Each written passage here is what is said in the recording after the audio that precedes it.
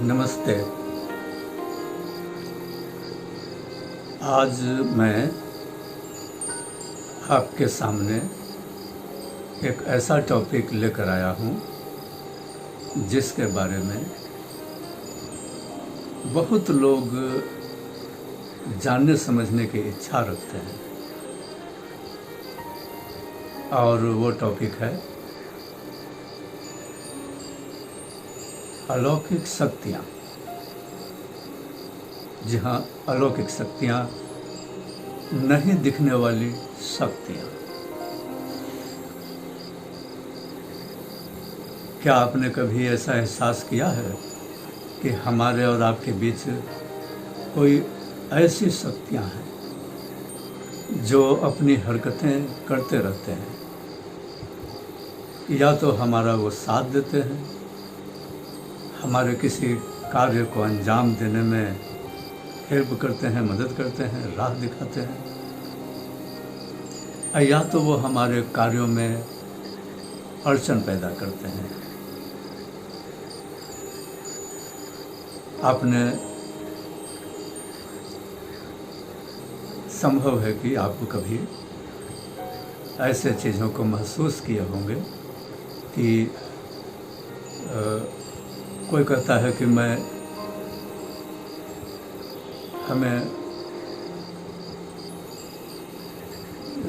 कोई सवारी ने धक्का मार दिया, तो कोई कहता है कि मैं बाथरूम गया तो वहाँ गिर गया। जब उनसे पूछ, ऐसे ही तरह तरह की बातें लोग करते हैं जो मुख्य तौर से दुर्घटनाओं के ही रूप होते हैं। कोई गिर गया तो किसी को ठेस लग गई, किसी को चोट लग गई, लेकिन ये हो कैसे गया कि वो कैसे बाथरूम में गए और गिर गए और घायल हो गए, हड्डियाँ टूट गए। या कोई सड़कों पर जा रहे हैं और आप जा रहे हैं और अचानक से आपके सामने गाड़ी रहती है और आप उससे टकरा जाते हैं। माफ़ कीजिएगा, मैं जो आप शब्द बोल रहा हूँ वो किसी विशेष व्यक्ति के लिए नहीं है, मैं समझाने के लिए इस बातें कर रहा हूँ। तो लोग बताते हैं कि जब उनसे पूछा जाता है कि क्या ध्यान से नहीं चला करते हैं, कैसे गिर जाते हैं आप, बार बार अपने आप को दुर्घटनाग्रस्त कर लेते हैं। कितने लोगों के साथ होता है कि वो अक्सर हाँ दुर्घटनाग्रस्त हो जाया करते हैं। मैंने कितने लोगों को देखा और सुना है। तो वो बोलते हैं कि देखिए कि मुझे समझ में नहीं आया कि मैं जा रहा था और सामने से एक सवारी आ गई, लगा जैसे पीछे से किसी ने हमको धक्का दे दिया। अब मैं जाकर उस सवारी के आगे गिर गया और दुर्घटनाग्रस्त हो गया। कोई कहता है कि सीढ़ी उतर रहा था, सीढ़ी से उतर रहा था और किसी ने पीछे से आकर ऐसा लगा कि धक्का मार दिया और मैं नीचे गिर गया, घायल हो गया। तो ऐसी कई घटनाएं हमारे सामने से गुजरी है, लेकिन मैं जो आपको बताने जा रहा हूँ अलौकिक शक्तियों, अलौकिक शक्ति से रूबरू।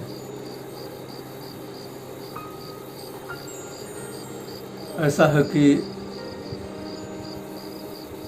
पहले के वीडियो में मैंने आपको बताया था कि जब मैं एक कांवड़ यात्रा के बारे में, देवघर की कांवड़ यात्रा के बारे में मैंने आपको बताया था कि भगवान शंकर ने हमारा हाथ पकड़कर देवघर की इस कांवड़ यात्रा को कराया था। उसके बाद से मैं शिव भक्त हो गया था। तो पहले तो चलिए मामूली तौर से उनकी आराधना साधना छोटे मोटे तौर पर करना शुरू किया था, लेकिन बाद के दिनों में, अभी से समझिए कि 12-13 साल पहले,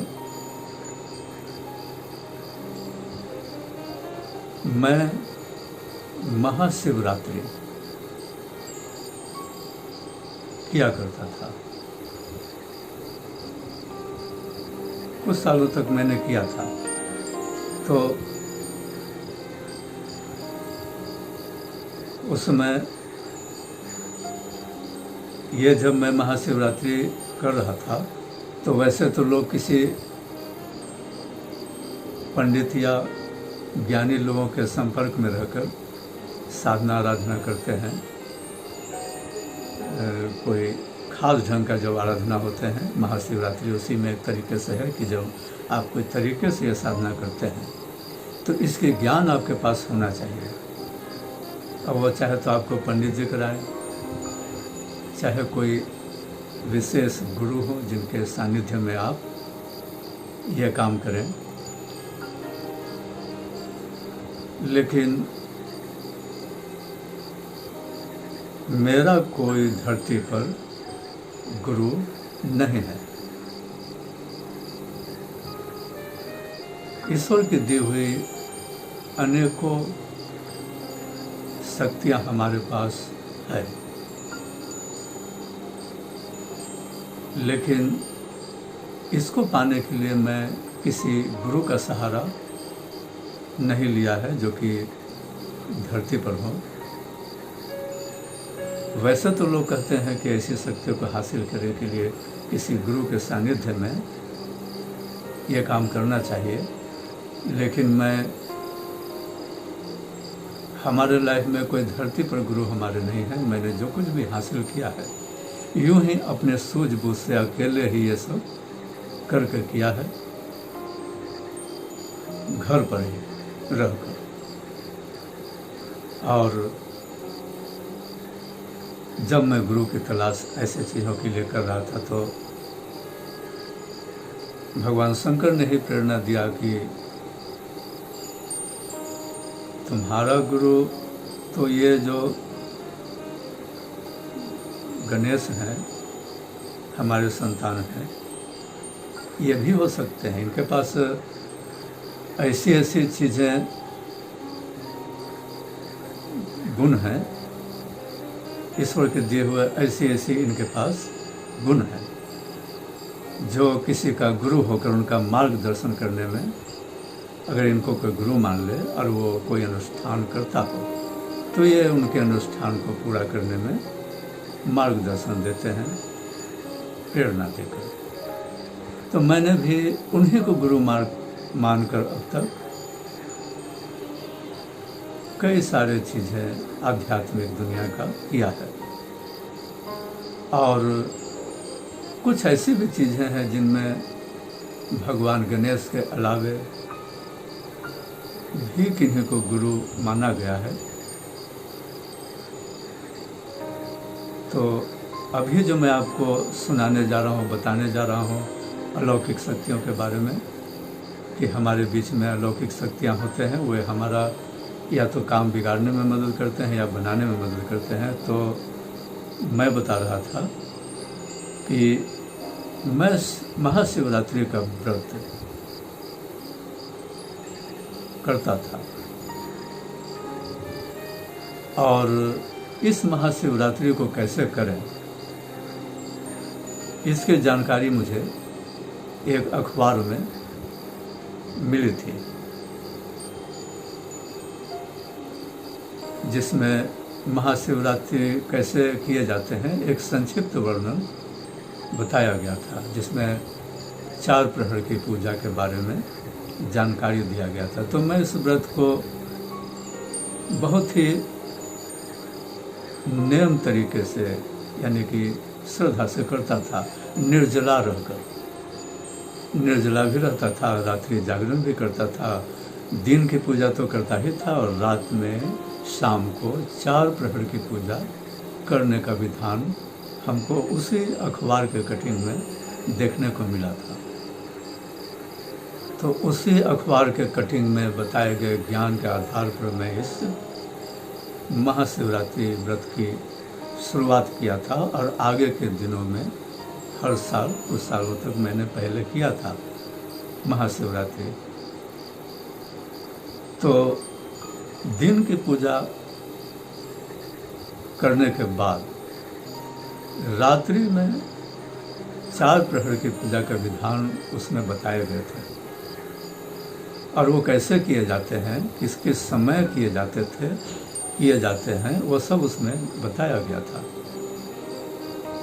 तो अखबार को उसमें दिए गए जानकारी में मुझे 4 प्रहर की पूजा करनी थी। एक 8 बजे शाम, फिर 12 बजे, फिर 2 बजे, फिर 4 बजे। वो 4 बजे के बाद वो समापन होते थे। तो इसे 4 प्रहर की पूजा कहे गए हैं। हो सकता है इस समय का डिवाइडेशन लोग अपने अपने हिसाब से करते होंगे 4 प्रहर की पूजा को, लेकिन मैंने इसी समय से, इसी तरीके से 8, 10, 12 और 2 बजे के बाद समापन इसको समझिए, और बाकी फिर सुबह उठकर इसको समाप्ति के लिए थोड़ा जब तक कर लिया जाता था, और उसके बाद इस अनुष्ठान को संपूर्ण माने जाते थे। तो दिन भर तो चलिए हम जागे हुए हैं और अखंड दीप जलाया करते थे। अखंड दीप मतलब क्या होता है कि दीप जब हम जलाएं तो वो बीच में बुझना नहीं चाहिए। किसी वजह से अगर वो बुझ जाते हैं तो माना जाता है कि आपका ये पूजा अनुष्ठान खंडित हो गया। तो दीप नहीं बुझे इसका ख्याल में रखता था। एक बड़ा सा दीपक को मैंने अखंड दीप जलाने में उपयोग के तौर पर ले रखा था, जिसमें एक बार घी डाल देने से वो 2 घंटे तक जलते थे। तो 2 घंटे पूरे होने के पहले ही मैं उसमें घी डाल दिया करता था। दिन था तो नज़रों के सामने हुआ करता था, तो कोई दिक्कत नहीं होता था। लेकिन चलिए, जब रात्रि के 4 प्रहर की पूजा जब मैं कर रहा था, तो 8 बजे का जब मैं पूजा किया, जो भी मंत्र जाप करने थे, धूप दीप जलाने थे, प्रसाद चढ़ाने थे, दीपक में उतना घी डालने थे भर कर के, कम से कम ये 2 घंटा जो इस दीपक की क्षमता है दीप जलाने का, वो कर जाए। तो मैं दीपक को घी से भर देता था, और जो कुछ सीमित मंत्र जाप की सीमा तय था कि मैं एक बार जब यहाँ पर बैठूंगा तो इतना मंत्र का जाप करूंगा, और फिर मैं इस पूजा स्थल से जिधर चाहूँ जाकर बैठूं। लेकिन हाँ, ये ख्याल रखना था कि ये दीपक न बुझे, यानी 2 घंटे से पहले यहाँ हर हाल में मुझे पहुंचकर इस दीपक में घी डाल देना होता था। तो चलिए, 8 बजे की पूजा समाप्त हो गई। फिर 10 बजे की पूजा भी समाप्त हो गए, और फिर 12 बजे की भी पूजा समाप्त हो गए। इस दरमियान में पूर्णतः जागा हुआ था, तो घी भी समय समय पर डाल दिया करता था, ख्याल रखता था कि दीपक बुझे नहीं और हमारा ये साधना खंडित ना हो। लेकिन जब घर में जो लोग मौजूद थे वो सब सो गए, तो 12 बजे रात में मैंने सोचा कि चलिए अब तो 2 घंटा बाद ही पूजा की बारी आएगी। तो घी डाल दिया दीपक में, और बगल में जिस रूम में मैं ये अनुष्ठान कर रहा था उसके बगल में एक कमरा था जो खाली था। उसमें हमारे लड़के रहते थे, लेकिन वो पढ़ाई के सिलसिले में बम्बे में उस समय थे, तो वो रूम खाली था। तो मैंने सोचा कि चलिए थोड़ा वहीं पर समय पास करेंगे, और नींद नहीं आए इसके लिए हमने एक मैगजीन ले रखा था कि उसको पढ़ेंगे और 2 घंटा समय पास करेंगे। सोना तो था नहीं, रात्रि जागरण करना था। तो चारों तरफ चलिए सन्नाटा हो गया, और मैं सोकर उस रूम में जाकर बेड पर मैं सो गया और उस मैगजीन को लेकर पढ़ने लगा। और मैगजीन पढ़ते पढ़ते कब मैं इतनी गहरी नींद में सो गया, इतनी गहरी नींद में कि महाशिवरात्रि किधर, मैं किधर, रात्रि जागरण किधर, बाबा भोलेनाथ किधर।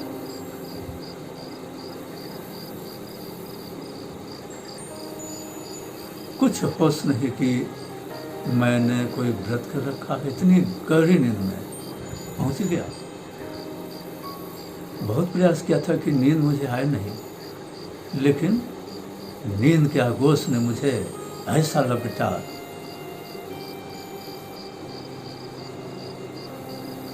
तो अब क्या हुआ कि जब मैं पूरे तरीके से निर्जीव प्राणी की तरह से सोया हुआ था, नींद की गहराइयों में, कि अचानक मुझे लगा कि मेरा हाथ कोई खींच रहा है। खींच रहा है मतलब हम जब सोए हुए हैं और कोई मेरे हाथ को पकड़कर ऐसे खींच रहा है, और मेरा शरीर, बेड जो ऐसे सोए हुए थे वो मेरा शरीर ऐसे हो गया, यानी कि 90 डिग्री के एंगल पर। जैसे अभी बैठे हुए हैं तो ये 120 डिग्री का एंगल है, सोते हैं तो चलिए 180 डिग्री हो जाते हैं। लेकिन अगर हम सोए और जागे बैठे के बीच में जो एंगल बनते हैं, ये आप इसको 90 डिग्री कहते हैं। तो ऐसा लगा कि कोई मेरे हाथ को जबरन खींच रहा है और मेरा शरीर जो है 90 डिग्री के एंगल पर टंग गया, और मैं समझ नहीं पा रहा हूँ कि ये मेरे साथ हो क्या रहा है, क्योंकि मुझे तो ये कुछ याद ही नहीं था, होश ही नहीं था कि मैं महाशिवरात्रि का व्रत रखे हुए हूँ और मुझे सोना नहीं था। उधर अखंड दीपक जलाना भी है, पूजा भी करना है। लेकिन अचानक हमारी नींद टूट गया, और तब हमारी आंखें खुल गई, और मैं देखता हूँ कि जिस समय हमारी आंखें खुली तो मैं तो वैसे ही सोया हुआ देखा, लेकिन उस समय मुझे एक चीज़ और जो दिखाई दिया वो है कि मैं जब ऐसे सोया हुआ था, मेरा सर इधर था, पैर उधर था, तो इधर में दरवाज़ा था, उसको मैंने सटा दिया था।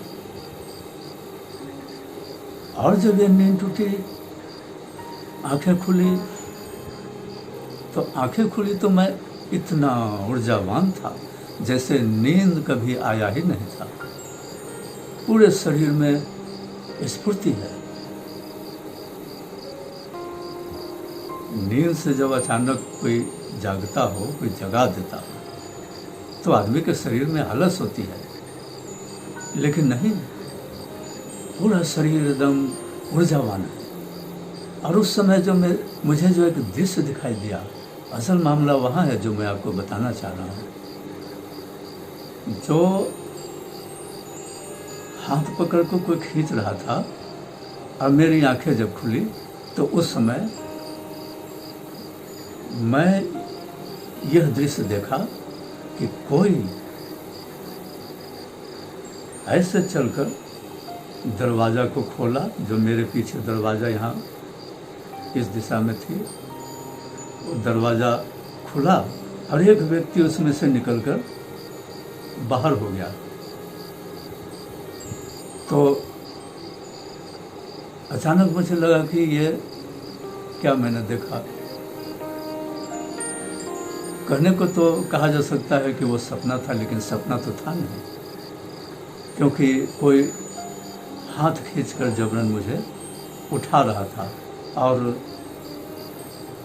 उसकी वजह से हमारी जब नींद टूटी तो उसी समय ऐसी घटनाएं जब होती है तो आप एक भ्रम में पड़ जाते हैं कि जागते हुए तो कोई ऐसी चीज़ें देखता नहीं। तो आप एक तरीके से समझिए कि आप अर्ध निद्रा में होते हैं, न जागे हुए होते हैं न सोए हुए होते हैं जब ऐसी घटनाएं कुछ होती है जो मैं आपको बता रहा हूँ। कि वो एक शक्ति क्या थी जो मुझे हाथ पकड़ के उठा रही थी। जब मैं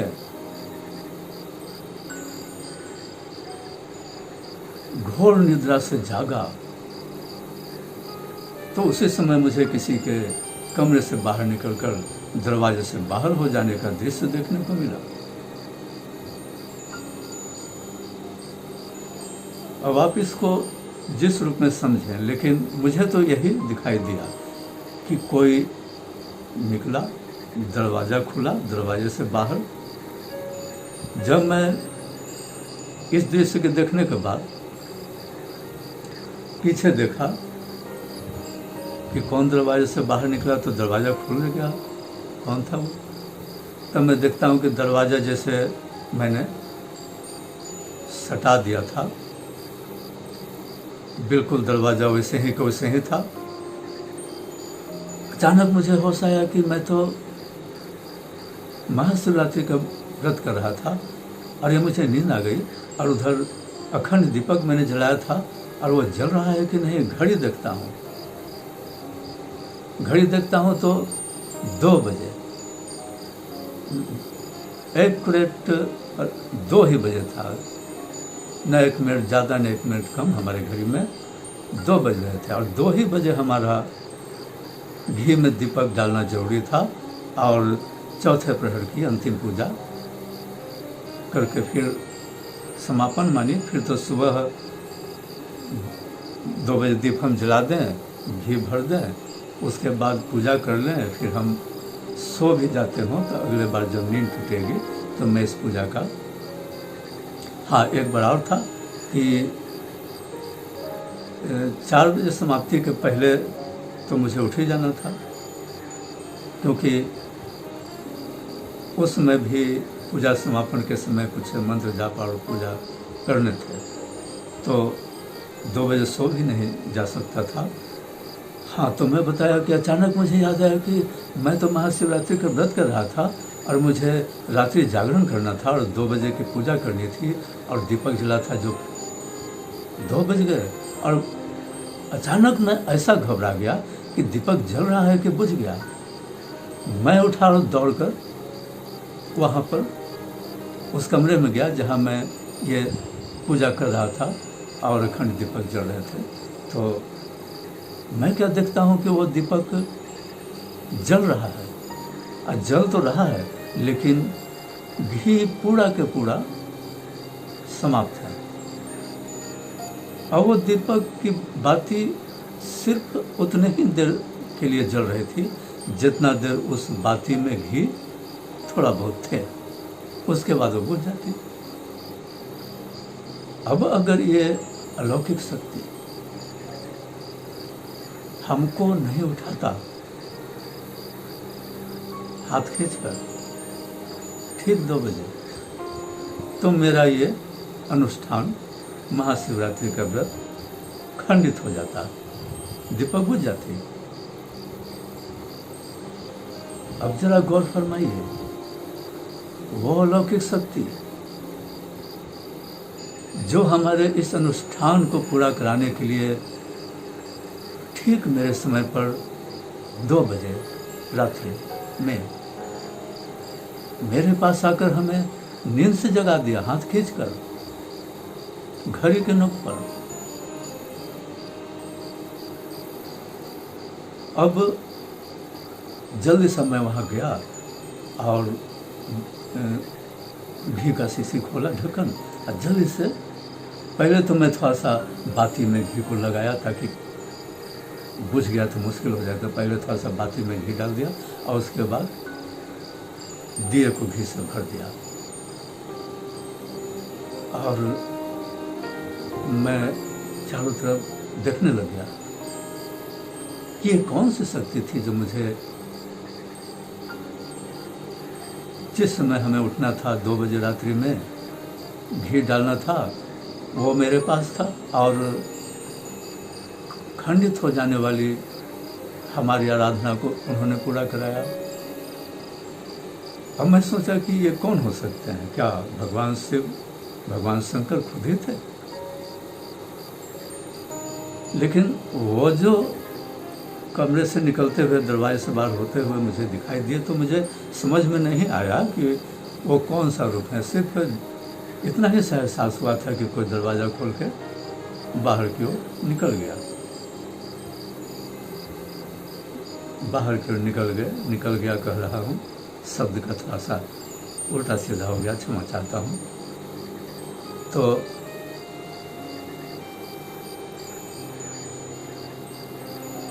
तब से मैं जो सुना करता था कि हमारे और आपके बीच अलौकिक शक्तियाँ होती हैं, नहीं दिखने वाली शक्तियाँ, वो पहली बार ऐसा था कि वो अलौकिक शक्ति हमको अपने मौजूदगी का